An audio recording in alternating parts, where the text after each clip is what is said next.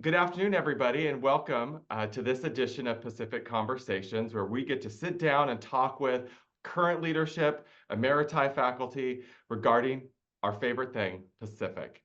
And so my name is Scott Biederman. I'm the Vice President for Development and Alumni Relations and a proud double tiger of this university. And I'm so blessed today to have a former colleague and friend, Dr. Lynn Beck Brallier, here with us today.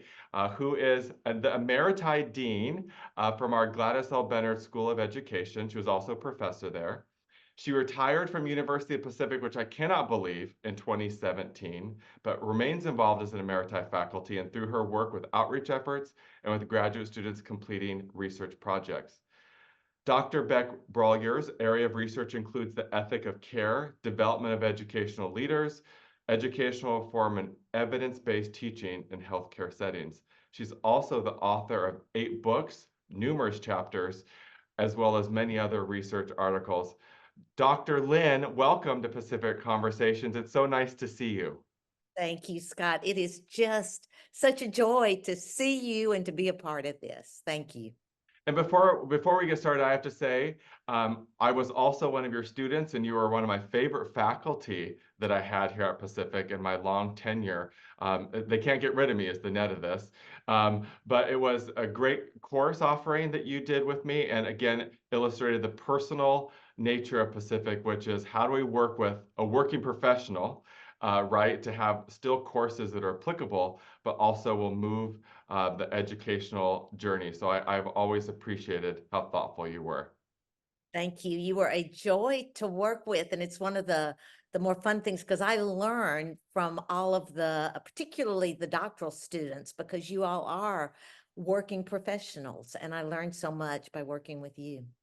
Well, this is on recording, so we could actually have on record somebody said I was a joy to work with. So I appreciate that. And an I appreciate outstanding that a lot. student. So let's get started with you. So tell us a little bit about yourself. So where are you from? What institutions were you at before Pacific? I kind of led in with your area of expertise, and what brought you to Pacific?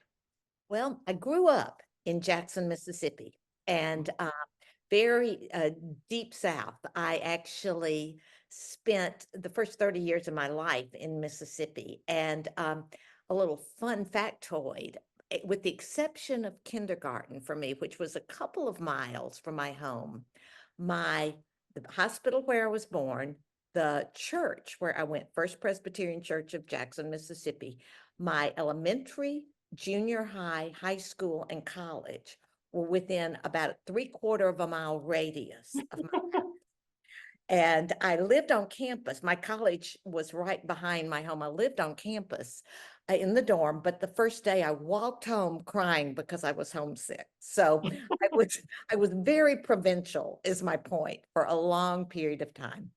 And when I was 26 years old, my husband of just 3.5 years died suddenly. He had a dissecting aortic aneurysm, and that kind of shifted the course of my life. And so a few years later, after that, I was coming to grips with kind of being on my own, and I moved to Nashville, Tennessee, where I went to nursing school and nursed for a while, and then moved back into teaching, which had been my previous career, and made a decision at that point that I needed to, I think, get a career that had kind of staying power beyond teaching. And then mostly I was thinking but beyond K-12 teaching, I was mostly thinking in terms of, a stable income. So I got my PhD at Vanderbilt University and had an amazing experience there with a wonderful mentor.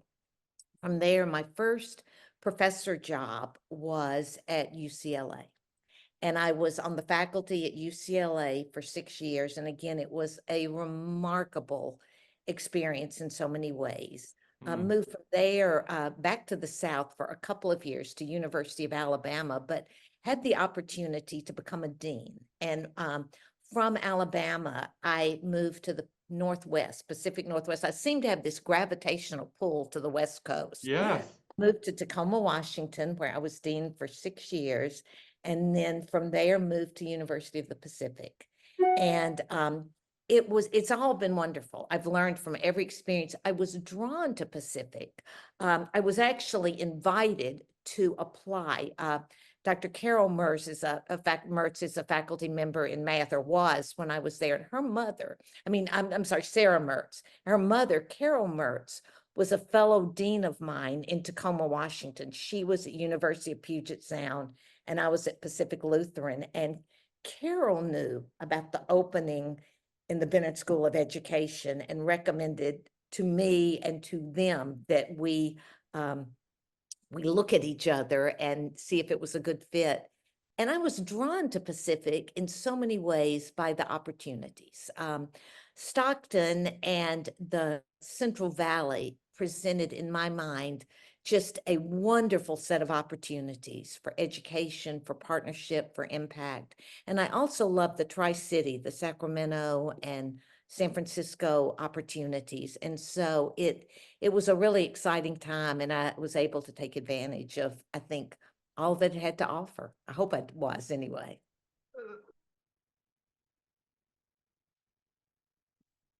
Right? That brought you to really look at where you wanted to be in your profession. How did Uh-huh. you, and you were so isolated within the South. How was it the experience of moving west and how did you adjust to a very different culture? Well, it was a really it was a crazy experience, a funny little, I was scared, but I think in some ways after Alex's death, which was very sudden, that was so life altering that everything else seemed like I could do this, because if I Yeah. could do that, I could do other things. A funny little anecdote about moving to LA, which was very scary to me. I moved to LA, but it was, I had my apartment. I moved in. It was my first night in my Los Angeles apartment. And I knew one person who lived in Los Angeles at the time, not, and they were not close to me geographically, but my phone rang and I picked it up and I said, hello. And the person on the other end said, is Chelsea there?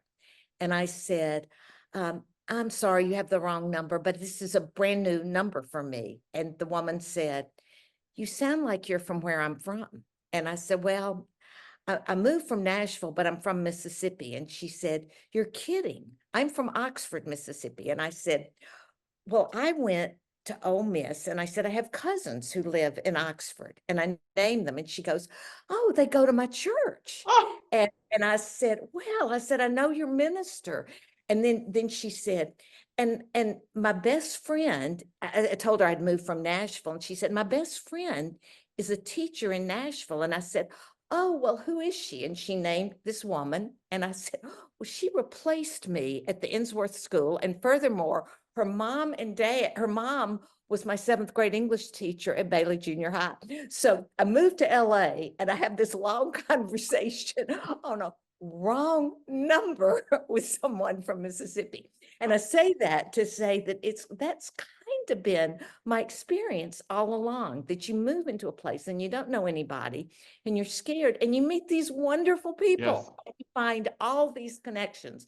And you and Alicia, an example of that, all my friends at Pacific, I didn't know anybody in Stockton, and it just became home to me. So, I think that it's sort of taking that first plunge, and then it all works out after that.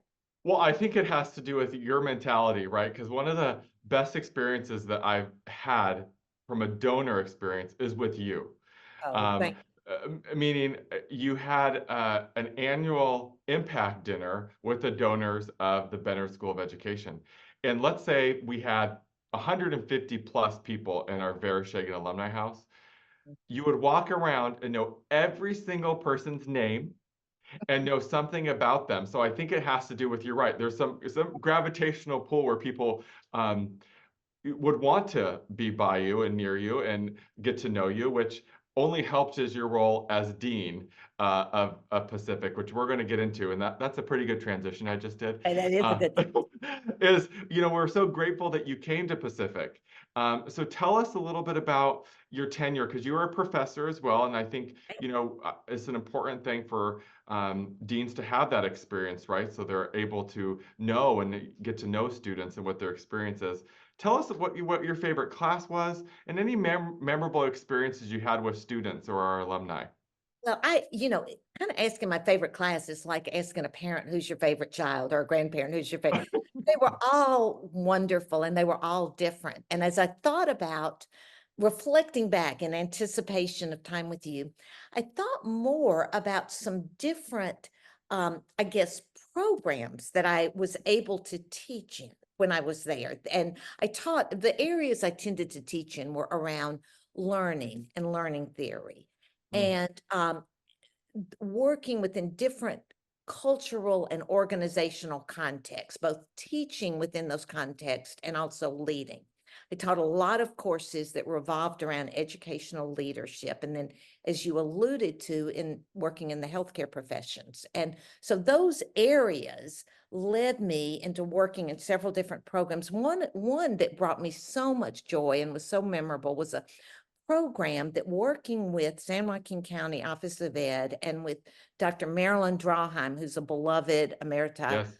professor, was something we called Ed Pro 2. And there's still Mm, versions of this today. It was the educational program, degree completion program for ed professionals. And we worked with primarily teachers' aides and Head Start workers and so on who a new law was requiring they have bachelor's degrees. They had associate's degrees, but they needed bachelor's degrees. So we put together, and it's so interesting that now it's embedded in Benerd. At the time, it was University College had these degree completion programs, but now they're all under the Benerd banner. But we put together a program that was 18 months, and it was an evening program. And I had a wonderful opportunity to teach in that. And what was such a joy was these were older, returning degree completion uh, adults, and they were terrified. mm, And but they worked hard. so hard. And we had during my time there, and a lot of this could be credited to Dr. Drawheim, um, we had 100% retention. Everyone who enrolled graduated, which was one. Wow. And they went on to, many of them, all got teaching jobs, many in special education or other areas. Several went on to get their doctorates. And it's so much fun, masters and doctorates. It's so much fun to look back and to think about working with these brilliant adults who, for reasons often outside their control, had sort of been stymied in the opportunities that they had to move forward. So that was really memorable. Another really memorable set of experiences was a partnership with the Benerd School of Dentistry, and it started with us offering a doctorate in education, and we had quite a number of faculty, including Dean Nadashahi was my Yes. student, and he got his doctorate, and others too who were interested. They were brilliant dentists, and they wanted to understand more about teaching and learning and leadership. And with that, we went on to develop a master's program in partnership with them that more broadly was available for healthcare professionals, many of whom had worked as a dentist or a doctor or a nurse or a dental hygienist. They were either teaching or hoping to transition into teaching, but didn't have much background in education or much confidence about it. So we created that for them, and it was just so much fun to create and to partner with them. So those are a couple of the memorable experiences, but there were so many that were just wonderful.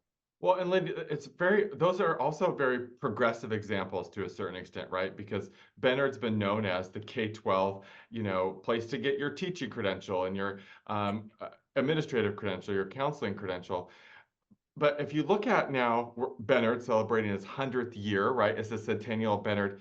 Kind of talk about how you've seen the educational program and landscape change, because the two examples you just provided were very innovative, right? And Adult very, learners you're right. and teaching a healthcare professional how to teach, right? Those are very unique type of programs. So how has the field changed in your view?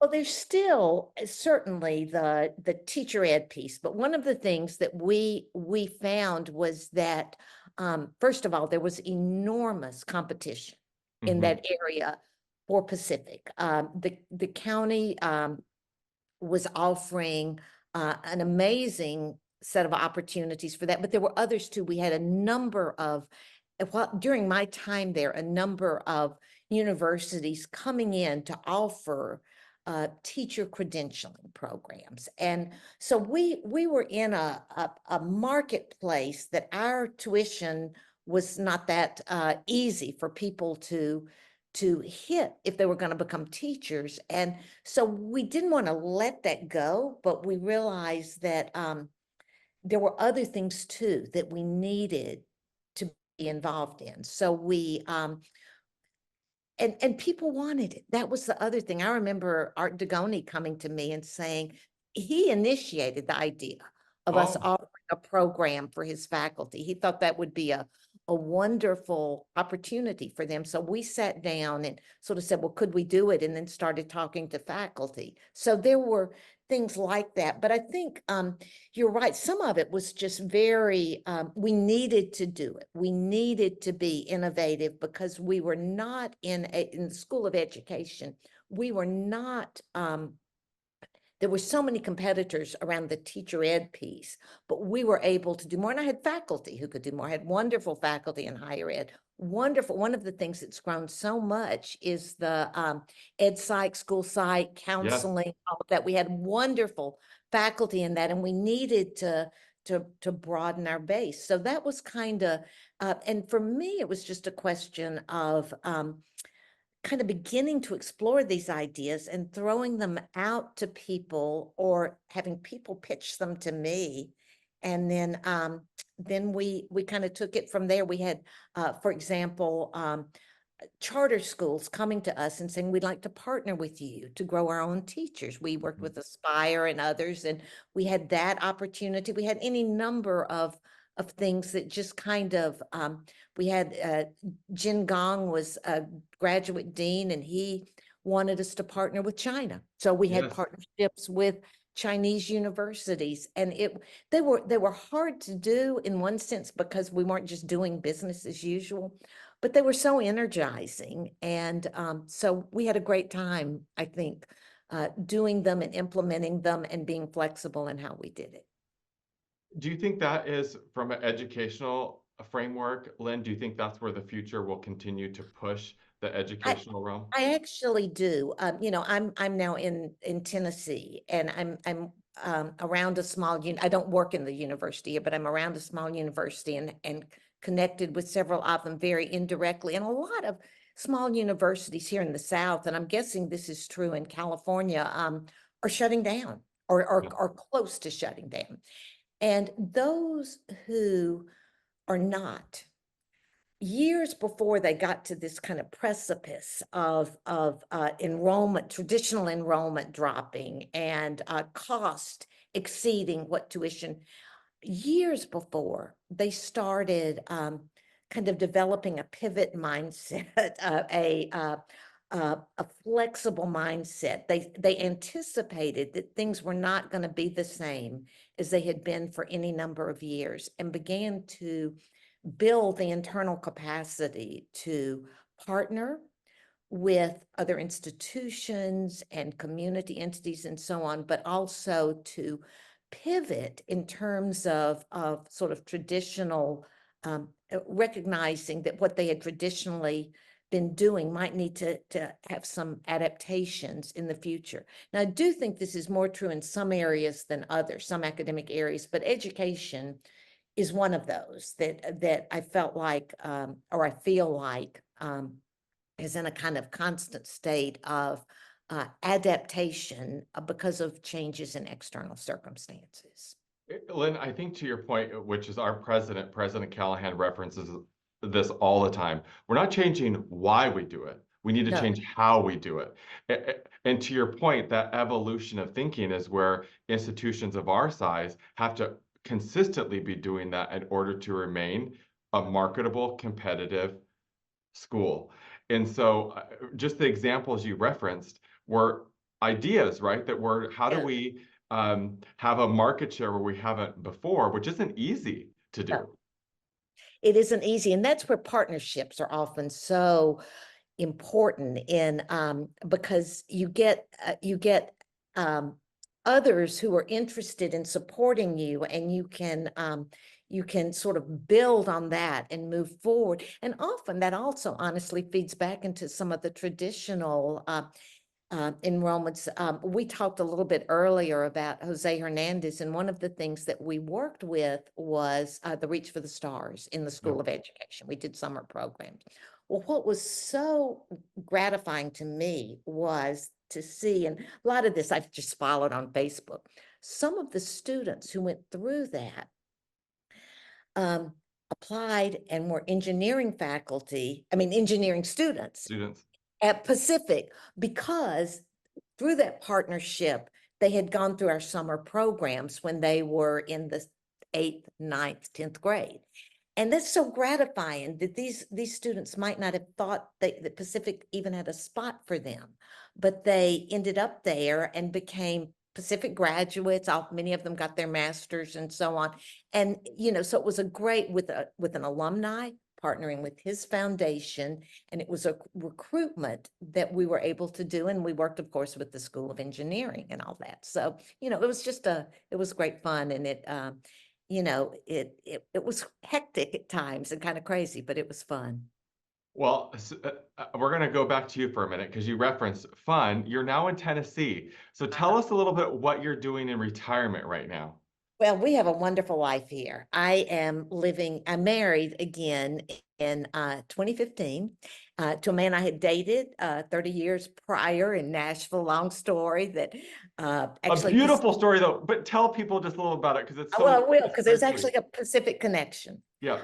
One of my doctoral students, Sylvia Turner, I got her EDD, and she had a picture of herself on Facebook. I was a Facebook friend. She had a picture of herself on Facebook in 2012, I think it was, with her in her doctoral gown.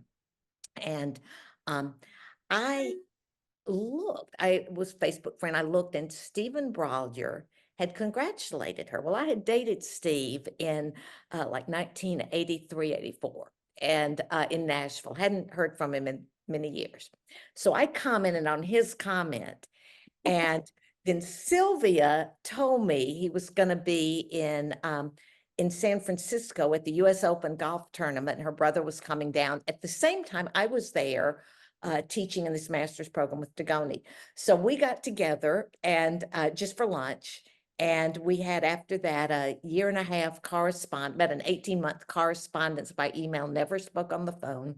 And then he came out and said, would you consider this dating thing again? And we started dating and got married in 2015. We started dating again after that. So it's all thanks to Pacific and social media, Facebook. And so anyway, we live now in Swanee, Tennessee, which is a small town on the Cumberland Plateau. We call it the Mountain, but it's actually the plateau, about 75 miles southeast of Nashville and about 40 miles northwest of Chattanooga. Mm. And it's just a fabulous life. We're in a log house on 5 acres. There's a wonderful little university on campus or near us. It's kind of the heart of our community called the University of the South, or we more often call it Swanee. Their logo's also tigers. So Oh, got another, I can use my tiger stuff, although the colors are different, but they're tigers. A funny little aside about Swanee. Swanee's an Episcopal school, and they still use a cheer that they used when they started. They're over 100 years old now, and or back in the early 1900s. The cheer is, tigers, tigers, leave them in the lurch. Down with the heathen, up with the church. Yay, Swanee's right. And they have this little logo, YSR. So it's a very traditional place on some levels. They still use that cheer, and it's hysterical to hear them do. It's not particularly religious school, but that's just a traditional cheer they use at their sports events. But we love it. Steve plays golf. I walk every day in the woods or on campus. We're not too far from campus, have wonderful friends, and just a fabulous life. And we wrote a book in this period of time, a book called Mitka's Secret, about a man in Sparks, Nevada, who is a Holocaust survivor who has a remarkable story to tell. And we were privileged to tell his story. And we're going to get into that because my wife and I read this book. It's a great, great read. But I want to first say, Lynn, Steve is awesome. So glad that you reconnected with him so many years later. And it's funny how things come back to Pacific in a way, where Yeah, they tie back. they tie back. And I love the fact that the university nearby is mascot's a tiger. I mean, you just can't make this stuff up, especially, in the South, so to speak. I think that's awesome. I want to switch gears, going back to your professional career at Pacific for a bit. Throughout your career, Lynn, you've received many awards for your leadership and service. Tell us a little bit about some accomplishments that you are most proud of and the legacy you want to leave behind in the education field. I would say the accomplishments I'm most proud of are the two things: the partnerships that we developed, which were meaningful and have legs beyond maybe a specific program. The building of relationships was always so important with the community and with other entities at the university. The other thing I was really I've always been proud of, was the culture that we were able to create within the School of Education and other places where I've worked. And that mattered to me on all sorts of levels. It meshed with what I believed from my research, but it just, in some ways I wanted to create a place where I would like to work. And so there was a selfish interest in that. So those two things. But in terms of legacy, it sounds corny, but honestly, I think my greatest legacy is people like you, students and people. And that's a wonderful privilege in education, because you work with one person and there's such a generative effect, because and I'm not saying it was my specific work, but it was my leadership of programs that gave people platforms, opportunities, skills, and so on to move on. One interesting example that is related to Pacific, but only indirectly, goes back to my work at UCLA. At UCLA, I worked with a doctoral student, a PhD student named Cindy Kratzer. And at the time, Cindy worked with me on research projects around school reform that ultimately became her focus. Well, I leave Pacific. I leave UCLA. Cindy stays and worked in a leadership program, an EDD program that I had helped to create at UCLA. And the program is now, she became a faculty member in it. The program is now, we started it in 1993. So it's, pushing 30 years, or a little bit more than 30 years. And Cindy, I later learned, is a Pacific undergrad. I didn't even know that at the time. So she's a Pacific alum that I worked with at UCLA, who became a faculty member in this Ed Leadership program. She recently won an award for the outstanding contract faculty, non-tenure track faculty, but she was in this program for 30 years teaching educational leaders in Los Angeles. And every year they'd graduate about 25 or 30 outstanding educational leaders going out in kind of such a challenging area.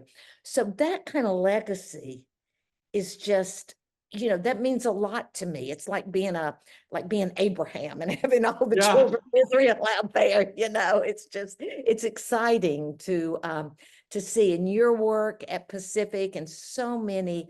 I'm Facebook friends with so many of our former students who are teachers, and what joy I get to see they're still in teaching and still doing remarkable things for students. That just means the world to me. Lynn, you're very kind, and you are also an amazing faculty member and dean. And so I want to stay along that same thread of you keeping in touch with Pacific alumni. Tell us about any alumni that had any impact on you. I mean, you worked at Pacific for such a long period of time with so many different students. Are there any that had an impact on you, or that you still stay in touch with? Well, I stay in touch via social Yeah. media with many of them. Let me think about that. There's a graduate named Michael Williamson who is Okay. in Clovis. Michael, I met Michael and he really wanted to come to Pacific, and he was able to come. He had had sort of a rough life and had spent a little bit of his time in foster care, was living with his grandmother at the time. When Michael went through Pacific, was a remarkable, he worked with Betty Parsons, was his student teacher supervisor, and she adored him. We all did. He just had this passion for teaching. And when he graduated, he went back to Clovis, which is where he was from, and became the kind of teacher that we all wish we had had back in our elementary years. He would be teaching a unit on agriculture in the Clovis area, and on Facebook there would be a picture of him in an ear of corn uniform doing something creative. And it remarkable energy. The kids, his class apparently adored him. He had great classroom management. He's now working, he went on to get his administrative credential. He's working on his doctorate and studying in his doctoral program, not at Pacific, but in a university down there. But it thrills me to see the impact that we had on him, but also the impact that he is now having on other people. Daniel Nault, who's now Daniel Kelly, is down at University of San Diego and doing things in higher ed that are just wonderful. Monica Schnapp, who has worked in student affairs, is Yep. follow her on Facebook, and I'm still connected and share birthday greetings and all that. She has done wonderful things. Sylvia Turner, who went on to the county, is now retired, but her work in mathematics education Yes. has transformed the way people think about mathematics education. So there are just so many people like that have been. I mean, I run out of. I could just go on and Yeah. on and on. You, Janet Dial. There's so many. There are many around the university still that are just doing incredible things. We did a lot of work with student affairs and have a number of student affairs leaders that are now spread all over the United States. Dan Ship, who was a student affairs doctoral, is now a president and a Yes. college president. So, it's wonderful to see that. Well, Lynn, we're going to transition because you and I could talk all day, but we're going to go into our tiger tailspin, and then we'll have a Okay, few questions from alumni before we okay, wrap up. So we're going to ask you some lightning fast okay. questions and just give us your response. What is your favorite food? This is going to sound really corny, but where I live, we get great produce. And I go to farmers markets. I love roasted Brussels sprouts Oh, with balsamic vinegar and pine nuts. So, agree. You so cannot good. beat that. You just can't. So I good. love And them. Brussels sprouts used to be horrible, and now they've become wonderful. So Oh, they, it's like the inside well, of any yep. yeah. It's the inside of any high-end restaurant. I agree. Good. Um, who is your favorite musician? Well, I have two answers. One is, what do they call it? The Shameless Commerce Division. My stepson, Carter Brallier in Nashville, is a remarkable musician. So he Oh, would have to be at the top of the list.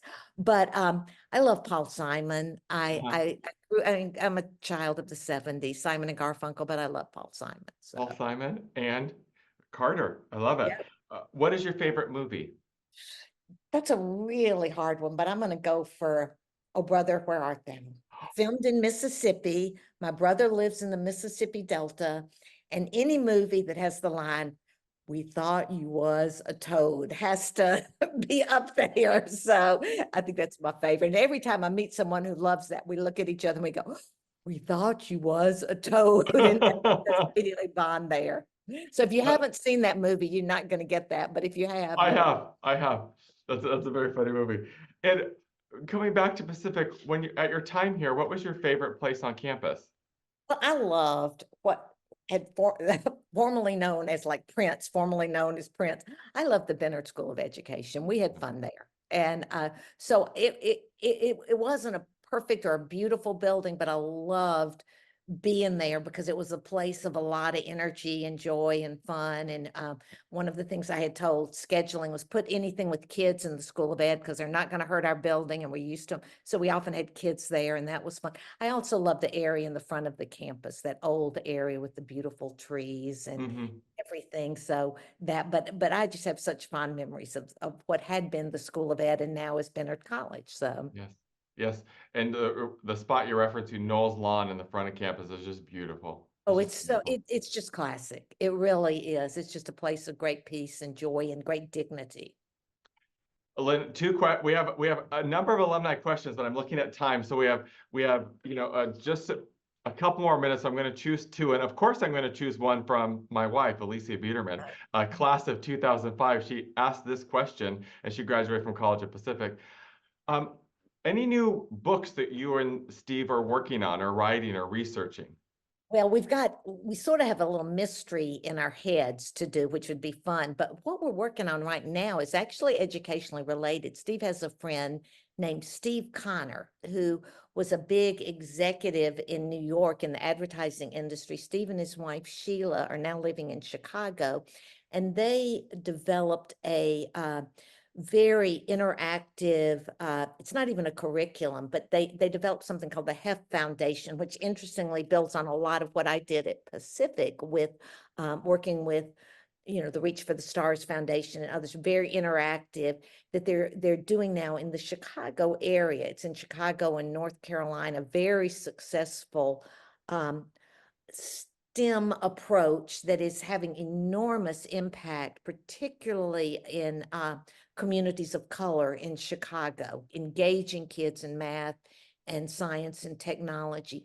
And we are writing an article about Steve and Sheila and the work of the Heft Foundation. Steve is really the better wordsmith of the two of us, but I'm sort of the plotter who puts words down and then he makes something beautiful out of them. So working on that right now. And so you're working on that, but also a mystery, maybe a Well, mystery. Steve and I have talked about a mystery set in Oxford, Mississippi. And I think part of it, Oxford's a great little town in Mississippi. And so Yeah. part of it's to give us an excuse to visit Oxford. But it would open at an engagement party, which is a big Southern phenomenon where 20 or 30 couples come together and throw a party to announce an engagement. It's a big Southern whoop-de-doo. And one of the men who's hosting the party will be found dead after the party. And so it's a closed environment.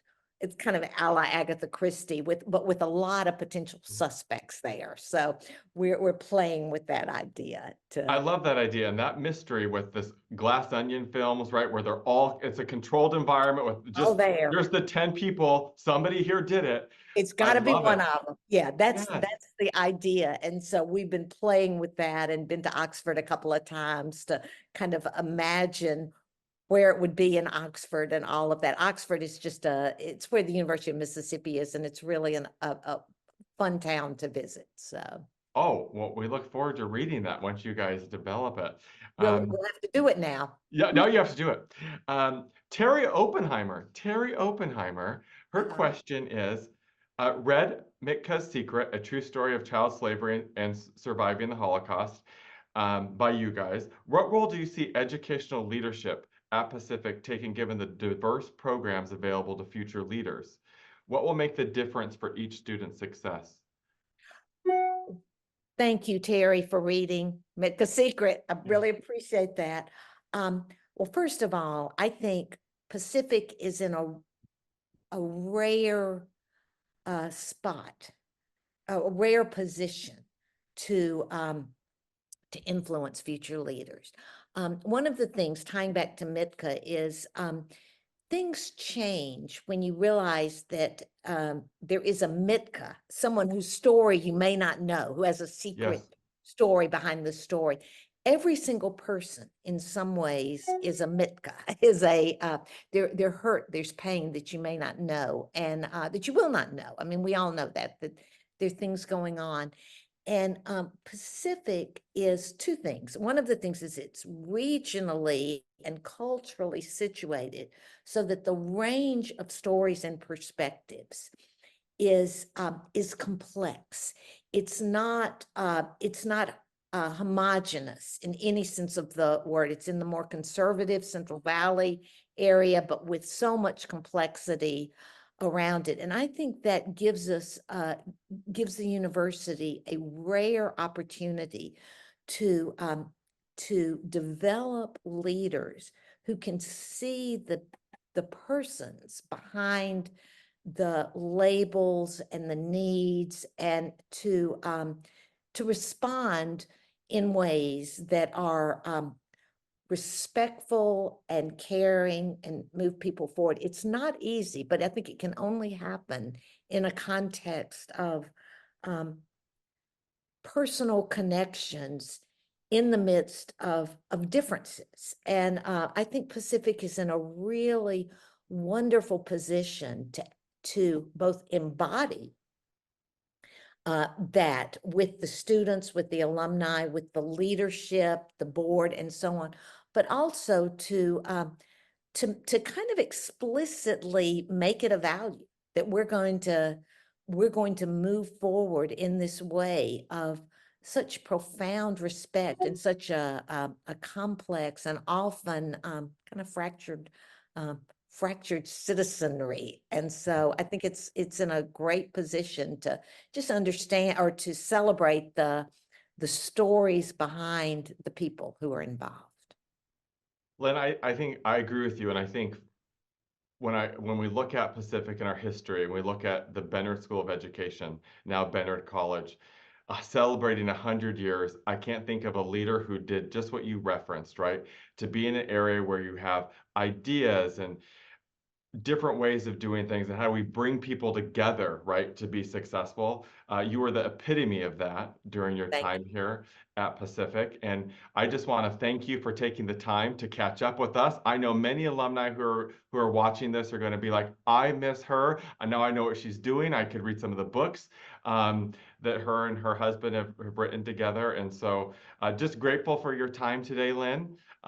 Thank you for joining us for this edition of Pacific Conversations. Join us next month as we have Bob Hanyak, who I know Lynn He's a remembers good from. friend. Yes, Yeah. Bob Hanyak, who's a fantastic emeriti faculty member from our speech language pathology department, will be with us next time. But until then, go Tigers. Go Tigers. Thank you. Thank you, Lynn.